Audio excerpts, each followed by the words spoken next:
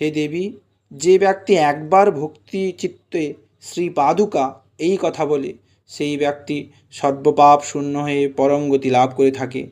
শুচিতে অশুচিতে অবস্থানকালেও ভক্তিভাবে যে শ্রী পাদুকার স্মরণ করে, সে অনায়াসে ধর্ম অর্থ কাম মোক্ষ লাভ করে। হে প্রিয়ে, যেদিকে শ্রীনাথের অর্থাৎ শ্রীগুরুর চরণকমল বিরাজিত আছে, ভক্তির সহিত সেই দিকেই প্রণাম করবে। পাদুকা হতে শ্রেষ্ঠ মন্ত্র আর নেই। গুরুদেবের অপেক্ষায় আর কোনো দেবতা বড় নাই। শাস্ত্র হইতে শ্রেষ্ঠ জ্ঞান আর কিছু নাই। কুলপূজার অধিক কোনো পূজা নাই। এটি কুলারতন্ত্রের বচন, আমি সংগ্রহ করে আপনাদের বললাম। আপনারা ব্যক্তিগত জীবনে পরীক্ষা করে দেখতে পারেন। দেখুন, শিব নিজে বলছেন যে শ্রী গুরুদেবের পাদুকা হতে আর বড় কিছু নেই। যারা আপনারা এমনিতেই দীক্ষিত, তারা তো গুরুর পাদুকা পুজো করবেন।